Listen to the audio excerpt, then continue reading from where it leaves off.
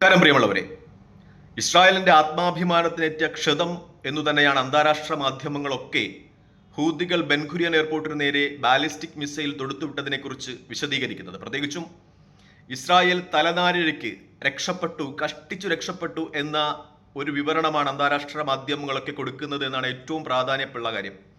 പ്രത്യേകിച്ചും ബെൻഗുരിയൻ എയർപോർട്ടിന്റെ റൺവേക്ക് ഏകദേശം 75 മീറ്റർ അകലെ മാത്രമാണ് ഹൂതികളുടെ ഈ മിസൈൽ പതിച്ചിരിക്കുന്നത്. ഏകദേശം 25 മീറ്റർ ആഴമുള്ള ഒരു ഗർത്തം രൂപപ്പെട്ടിരിക്കുന്നു എന്ന വാർത്തകൾ പുറത്തു വരികയാണ്.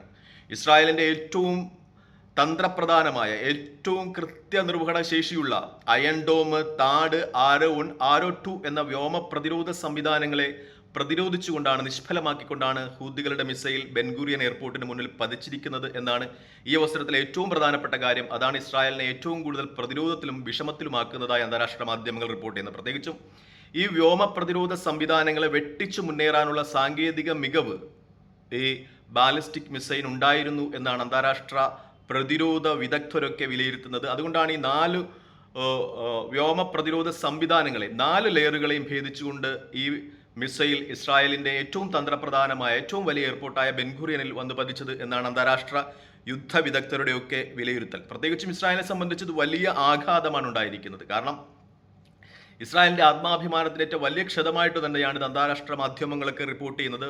അതിന് ഏറ്റവും പ്രധാനപ്പെട്ട കാരണമെന്ന് പറയുന്നത് 100 കണക്കിന് വിമാന കമ്പനികളാണ് ഇസ്രായേലിലേക്കുള്ള വിമാനങ്ങൾ റദ്ദാക്കിയിരിക്കുന്നത്. അത് ഇസ്രായേലിന്റെ സാമ്പത്തികമായും ടൂറിസം മേഖലയിലുമൊക്കെ വലിയ തിരിച്ചടി ഉണ്ടാക്കും എന്ന ഒരു നിഗമനത്തിലാണ് അന്താരാഷ്ട്ര മാധ്യമങ്ങളൊക്കെ റിപ്പോർട്ട് ചെയ്യുന്നത്. പ്രത്യേകിച്ചും ഇസ്രായേൽ അവരുടെ അവരുടെ ആഭ്യന്തര വിമാന സർവീസുകൾ ഉപയോഗിച്ച് കുടുങ്ങിക്കിടക്കുന്ന യാത്രക്കാരെ ഇസ്രായേലിലോട്ട് എത്തിക്കുവാൻ ശ്രമിക്കുന്നുണ്ടെങ്കിലും ഹൂതികളുടെ ഭാഗത്ത് നിന്ന് വീണ്ടും ഭീഷണി ഉണ്ടാക്കുകയാണ്. ഇസ്രായേലിലോട്ട് വരുന്ന ഒരു വിമാനങ്ങൾക്കും സുരക്ഷിതത്വം ഉറപ്പു നൽകുവാൻ കഴിയില്ല എന്ന പേരിൽ ഹൂതികളുടെ ഭാഗത്ത് നിന്ന് വീണ്ടും ഭീഷണി ഉണ്ടാകുന്നു എന്നാണ് ഈ അവസരത്തിൽ ഏറ്റവും പ്രധാനപ്പെട്ട വാർത്ത. തുടർന്ന് ഇസ്രായേലി പ്രധാനമന്ത്രി ബെഞ്ചമിൻ നെതന്യാഹുവിന്റെ എക്സ് പോസ്റ്റും ഉണ്ടാകുന്നു. ഒരു തലത്തിൽ മാത്രമല്ല, വിവിധ തലങ്ങളിൽ ഹൂതികൾക്കു നേരെ ആക്രമണം ഉണ്ടാകും എന്ന രീതിയിൽ ബെഞ്ചമിൻ നെതന്യാഹുവിന്റെ പോസ്റ്റ് ഉണ്ടാകുന്നു. മാത്രമല്ല, ഇസ്രായേലി പ്രതിരോധ മന്ത്രിയുടെ വിശദീകരണം ഉണ്ടാകുന്നു. ഇസ്രായേലിനെ എങ്ങനെയാണോ ഹൂതികൾ ആക്രമിച്ചത് അതിന്റെ 7 മടങ്ങ് ശക്തിയിൽ ഇസ്രായേൽ തിരിച്ച് ഹൂതികൾക്കു നേരെ ആക്രമണം നടത്തും എന്ന രീതിയിൽ ഇസ്രായേലി പ്രതിരോധ മന്ത്രിയുടെ പ്രസ്താവന ഉണ്ടാകുന്നു. എന്തായാലും ഇത് സംബന്ധിച്ച് വലിയ വിവാദങ്ങളാണ് നടന്നുകൊണ്ടിരിക്കുന്നത്. പ്രത്യേകിച്ചും ചില തലങ്ങളിൽ നിന്നൊക്കെ ഉയർന്നു വരുന്ന വിശദീകരണം എന്ന് പറയുന്നത് ഒരുപക്ഷെ ഇസ്രായേൽ ഇറാനെ ആക്രമിച്ചേക്കാമെന്നാണ്. കാരണം ഇറാനാണ് ഹൂതികളുടെ പിന്നിൽ എന്ന ഒരു സത്യമുണ്ട്. അതുകൊണ്ട് തന്നെ ഒരുപക്ഷെ ഇസ്രായേൽ ഇറാനെ ആക്രമിച്ചേക്കാം എന്ന വാദവും മുന്നോട്ടുണ്ട്. ഇതിന് ഉപോത്ഫലമായി പറയുന്ന ഒരു കാര്യമെന്ന് വെച്ചാൽ വെസ്റ്റ് ബാങ്കിൽ നിന്നും ഒപ്പം ലെബനീസ് അതിർത്തിയിൽ നിന്നും ഇസ്രായേൽ അവരുടെ കരസേനയെ പിൻവലിച്ചിരിക്കുന്നു എന്ന വാർത്തയാണ്.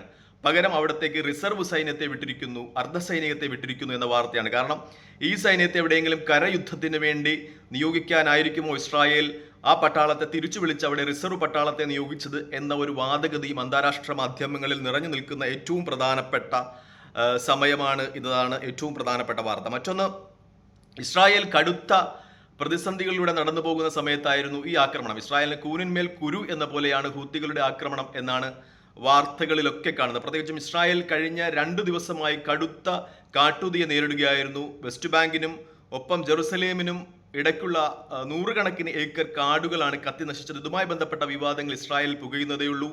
അത് ഇസ്രായേലിന്റെ സർക്കാരിന്റെ പിടിപ്പുകേടാണ് എന്ന രീതിയിൽ പരിസ്ഥിതി പ്രവർത്തകരുടെയൊക്കെ ആരോപണം ഉണ്ടാകുന്നു. പൈൻ മരങ്ങൾ അനാവശ്യമായി വെച്ചുപിടിപ്പിച്ചതാണ് അവിടെ കാട്ടുതീ പടരാനുണ്ടായ കാരണമെന്ന് പരിസ്ഥിതി പ്രവർത്തകർ വാദിക്കുന്നു. അതിനിടയ്ക്കാണ് കൂനിന്മേൽ കുരു എന്ന പോലെ ഹൂതികളുടെ മിസൈലും വന്നു വീഴുന്നത്. അത് ഇസ്രായേലിനെ സംബന്ധിച്ച് വലിയ പ്രതിരോധം തീർക്കുന്നുണ്ട് എന്നതാണ് ഏറ്റവും പ്രധാനപ്പെട്ട വാർത്ത. മറ്റൊന്ന്, റൊണാൾഡ് ബാറും ഇസ്രായേലി പ്രധാനമന്ത്രി ബെഞ്ചമിൻ നെതന്യാഹുവും തമ്മിലുള്ള അഭിപ്രായ വ്യത്യാസങ്ങൾ, അതും ഇസ്രായേലിന് നേരിടേണ്ടി വരുന്നു എന്നാണ് ഏറ്റവും പ്രധാനമായി അന്താരാഷ്ട്ര മാധ്യമങ്ങളൊക്കെ റിപ്പോർട്ട് ചെയ്തത്. മറ്റൊന്ന്, ഇസ്രായേൽ തുടരുന്ന പട്ടിണി യുദ്ധത്തെക്കുറിച്ച് മാധ്യമങ്ങളൊക്കെ വിശകലനം ചെയ്യുന്നു. ഫ്രീഡം ഫ്ലോട്ട എന്ന് പറയുന്ന കപ്പൽ ഇസ്രായേലിന്റെ പ്രതിരോധങ്ങളെ അവഗണിച്ചുകൊണ്ട് ആഹാരവും വസ്ത്രവുമായി ഗസയിലേക്ക് നീങ്ങിയ കപ്പലിനെയും ഇസ്രായേൽ ആക്രമിച്ചു എന്ന വാർത്തയും പുറത്തു വരികയാണ്. അതായത് ഇസ്രായേൽ പട്ടിണി യുദ്ധം തുടരുന്നു എന്ന ഒരു വാർത്ത കൂടി അന്താരാഷ്ട്ര മാധ്യമങ്ങളൊക്കെ റിപ്പോർട്ട് ചെയ്യുന്നു എന്നാണ് ഈ അവസരത്തിൽ ഏറ്റവും പ്രധാനപ്പെട്ട വാർത്ത.